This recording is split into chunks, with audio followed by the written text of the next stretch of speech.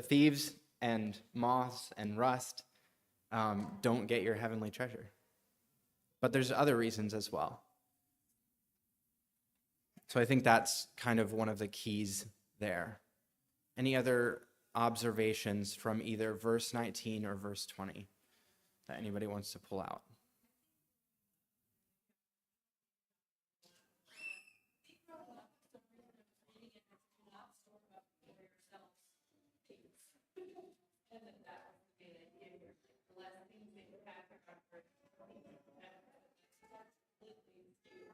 Yeah. No, that's a really interesting point. Kylos?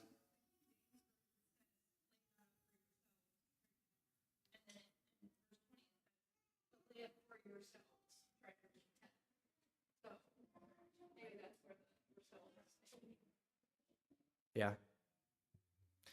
I think it's interesting because depending on how you take it, I think you could interpret it as don't have possessions or have few possessions.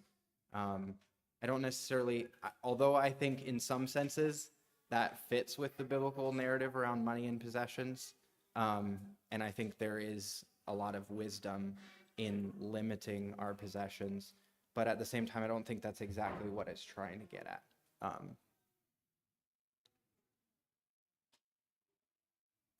And I think that's why it's really interesting to me, the idea of, or using the word treasures, the translation. I didn't actually look at the Greek or the Hebrew, which I should have.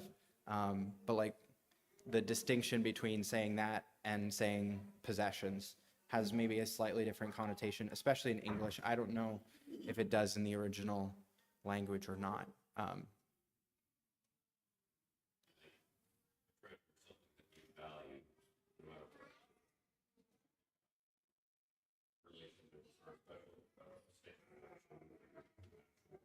Yeah.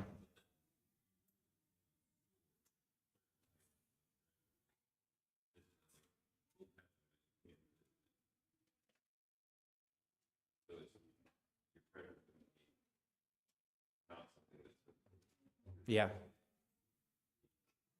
Yeah, so maybe it's a broader conception of treasure than just physical things, because we're able to store it in heaven somehow.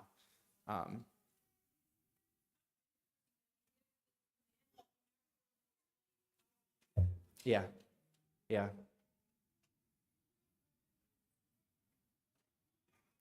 He gives the command and doesn't really explain how to do it.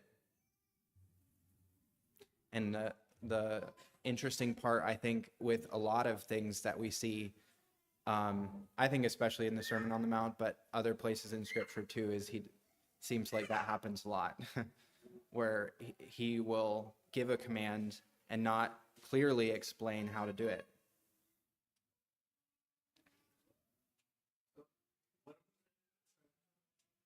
We haven't come to anything.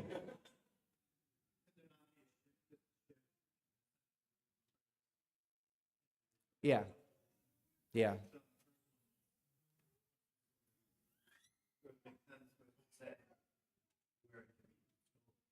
yeah.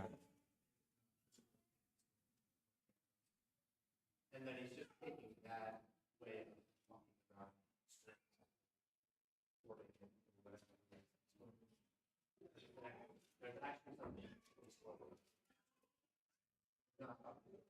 Yeah, yeah. No, I think that's correct.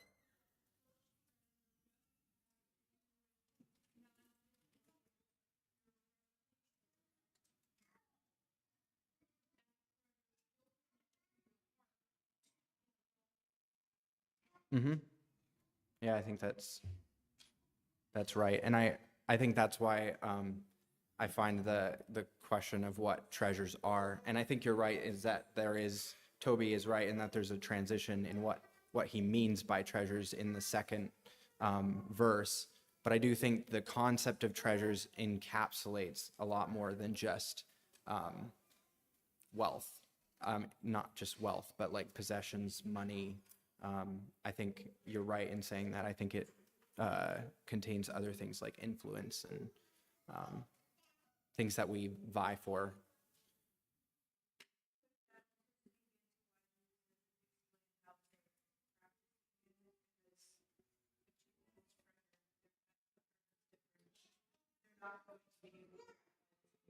Yeah.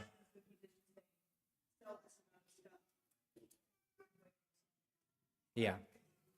Yeah, no, I think that's correct in that it's not quite like the situation with the rich young ruler where for that specific person, the right scenario for him, the right action for him was to sell all that he had and give it to the poor because of his heart posture. But it might be different for someone else. So I think that's a good point. Maybe the reason he doesn't explain it is because it's different for different people. Some people might value money, some people might value fame.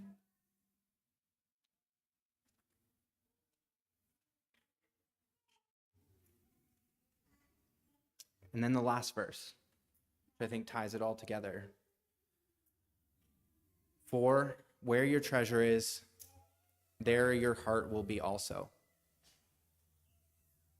What does that mean?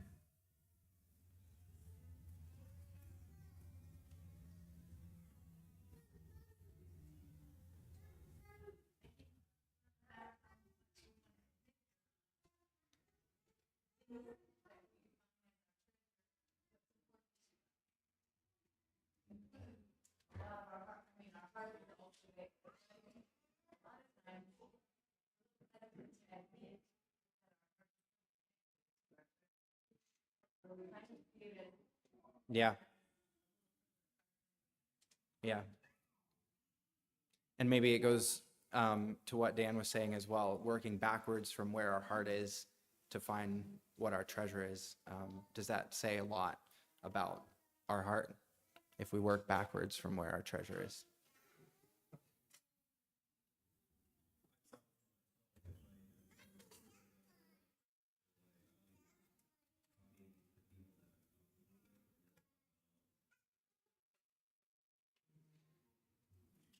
Yeah.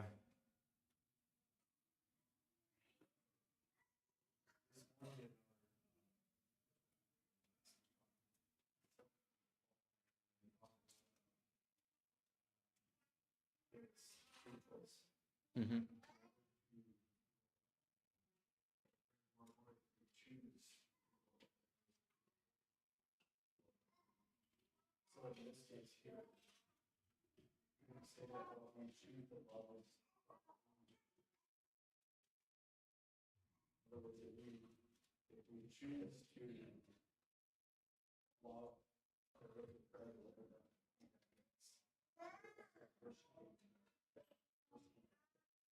Yeah. Mm-hmm. Yeah. No, and I think that ties into the third, which we're not getting into this, but like the idea of you cannot serve God and money, that kind of idea of worship, where um, it's essentially kind of pointing to the fact that um, loving treasures is a form of worship. Loving possessions and money is a form of worship, and it changes our heart. It changes what we focus on, what we think about, more than maybe what we would think. Um,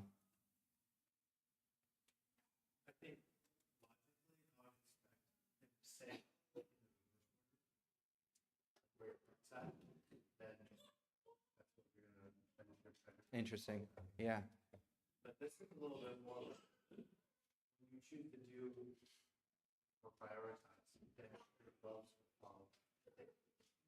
Yeah.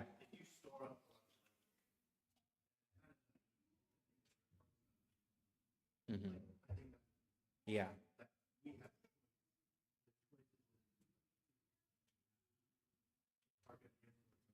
Hmm. Yeah. Yeah. No, and I think that's a really good clarification. The idea that your heart follows your possessions. Um, and it makes you stop and think about the types of things that you choose to purchase, or even your philosophy around how to decide what things to purchase. Do I buy the most expensive? Do I buy the cheapest? Like we tend to fall into different buckets in terms of how we approach money. Spenders and savers have different ideas around what you should do with money. But how much does this factor into our decision making? Do we ask ourselves that question of like, how is this changing the direction of my heart? How is this changing the way that I look at my values and the rest of the world around me? Does this purchase move me towards God? Maybe we need to ask ourselves that question.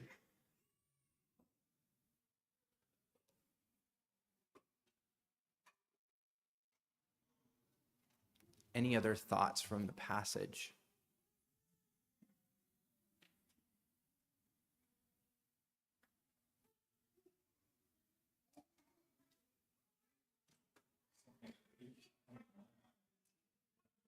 Yeah.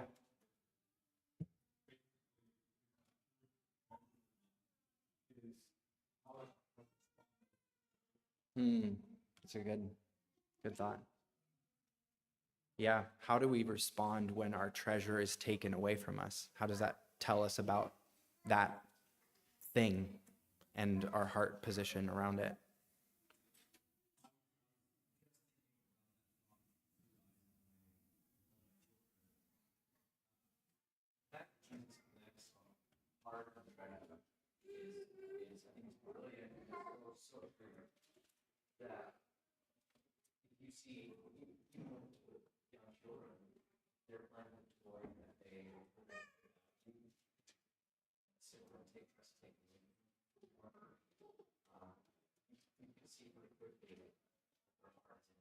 Mm-hmm.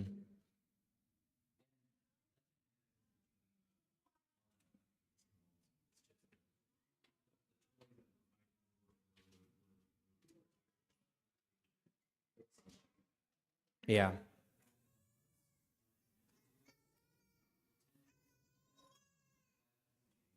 Yeah. I think the picture of holding things with open hands and closed fists is really commonly used when we talk about money. But when you think about it in a practical, everyday manner with things that you already own, it gets a lot harder of a question of like, how willing am I to release this to God? I think about even the way I respond to like my house. When it rains, I am like petrified that water is going to come in windows or some hole and get into somewhere in my house and ruin something. And so I'll have to go and check windows like 3 or 4 times to make sure that they're actually closed, or things like that, that they become really practical examples of like, okay, my heart is definitely not in the right place with this possession. I'm not holding this with open hands. If God wants to take this away from me, that's his choice. And I've been blessed with this house as a gift from God, and I should use that for his kingdom. So we are running out of time quickly, and I want to touch on one more thing, which I think will be helpful for not just this section, but also the whole section where he talks about giving, prayer, and fasting. There's a lot of language around reward. And this language has always made me really uncomfortable. And some of that is probably doctrinal, how we view like works versus grace.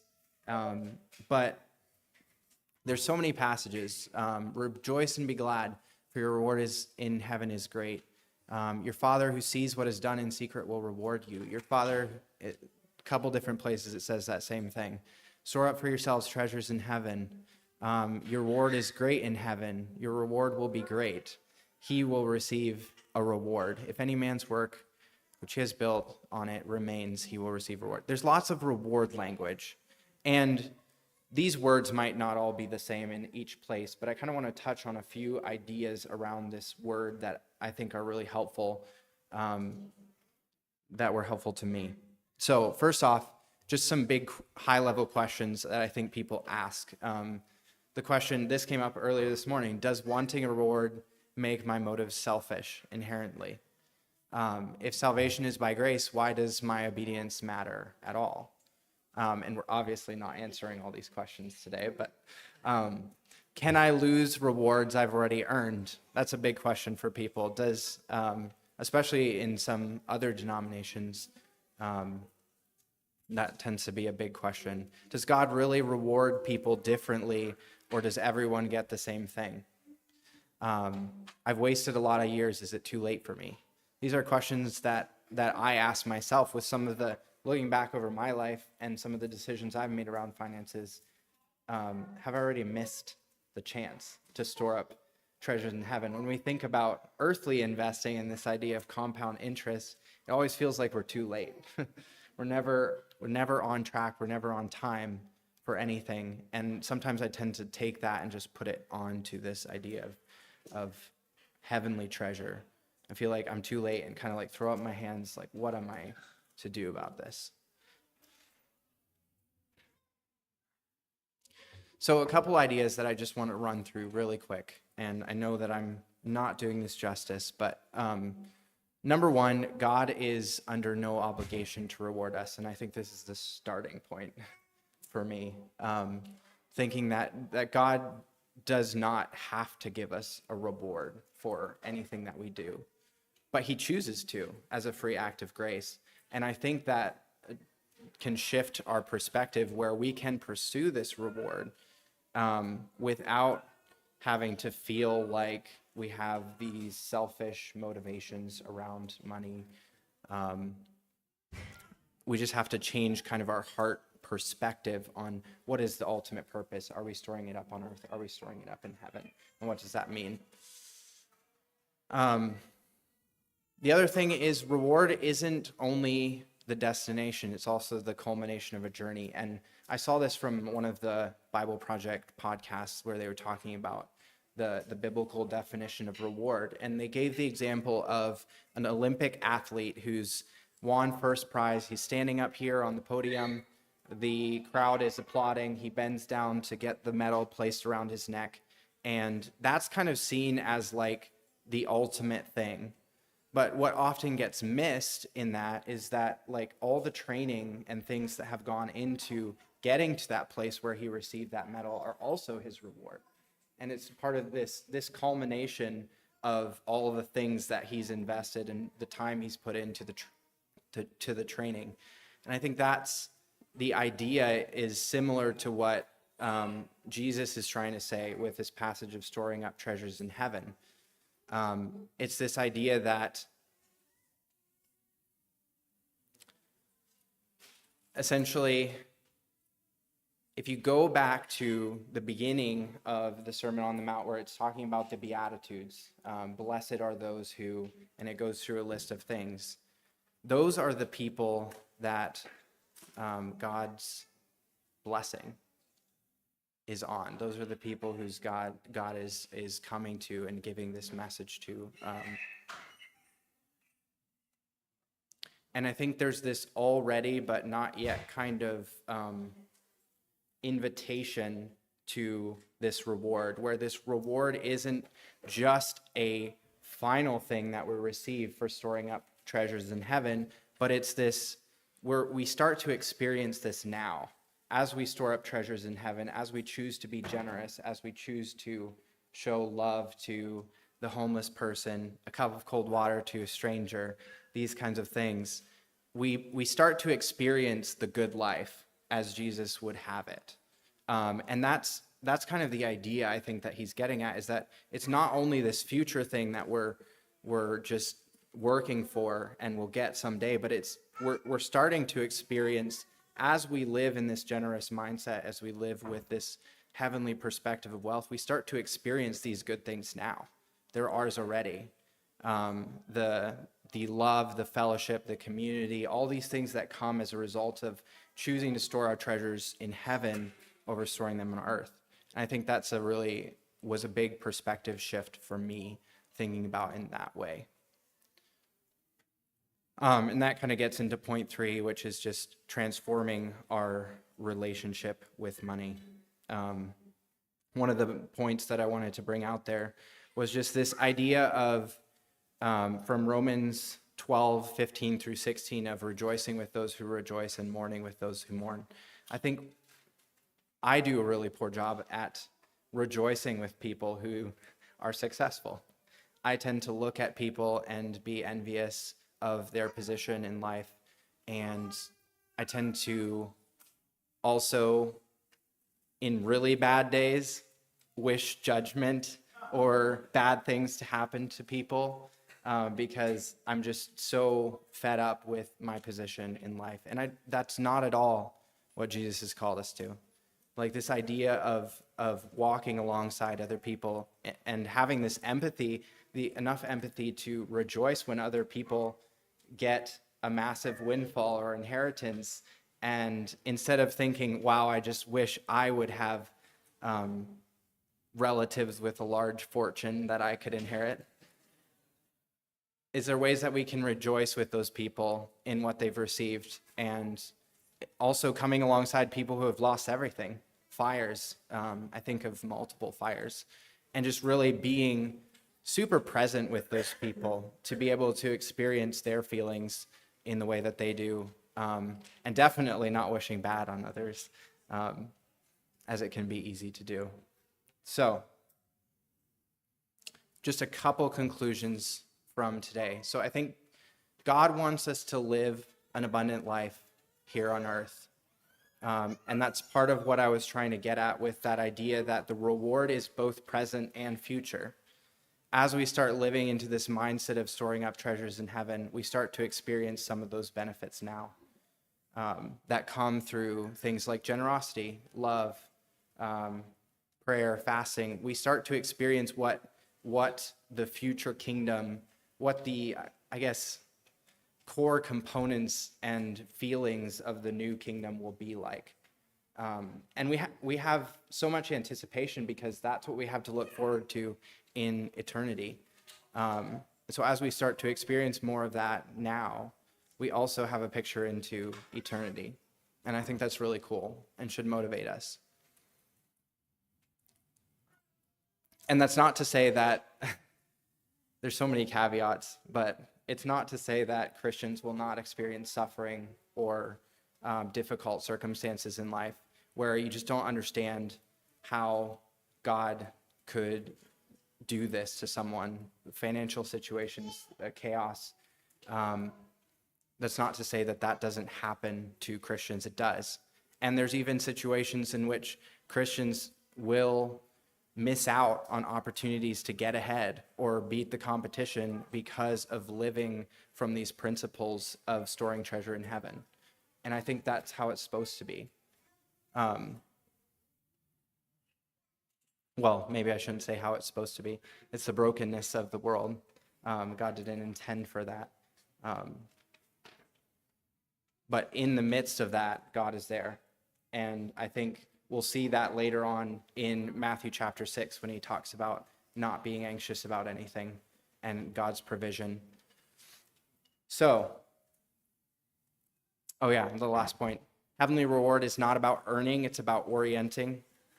The point of storing treasure in heaven is that your heart follows. This is kind of getting to the point that Toby was making, is that as we store up our treasure in heaven, our heart follows those actions. So you can ask yourself, where is your heart? And then go back to where is your treasure? And then as we start to change the perspective on where that treasure is stored and we're actively investing in the kingdom, our hearts will follow.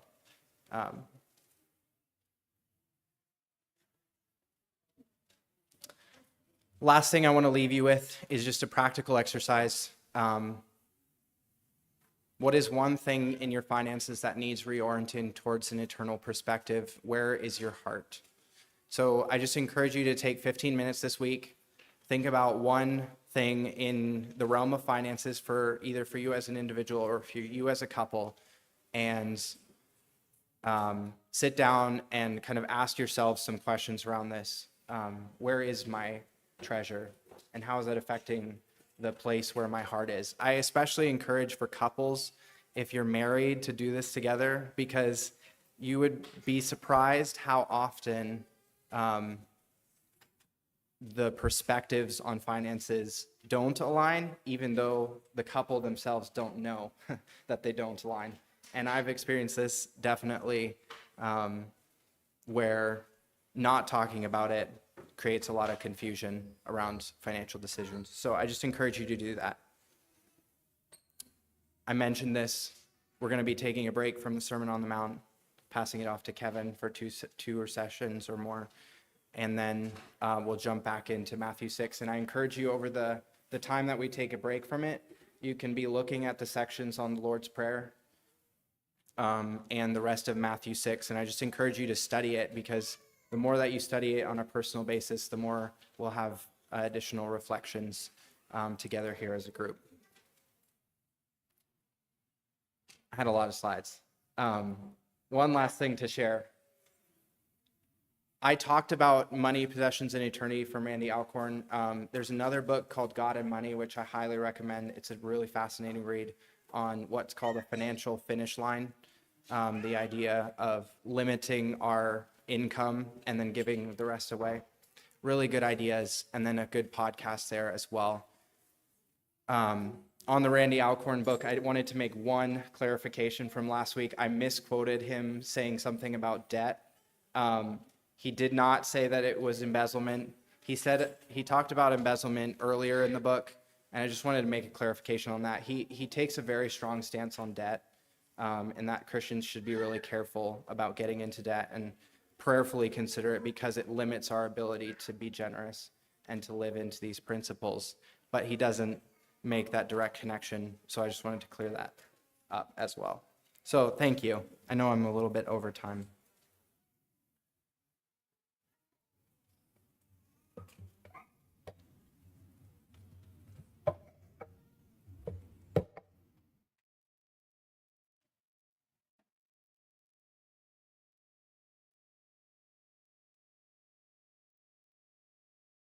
Thank you, Cody, for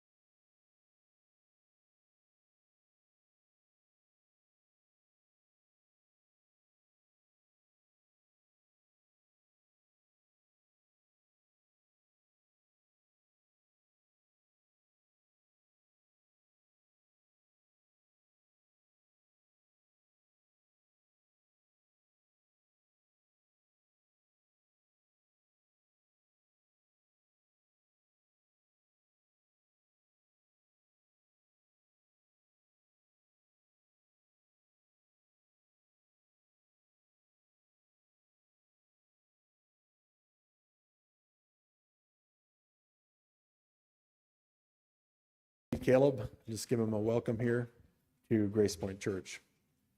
All right. This morning, in place of our normal sermon, we have a time of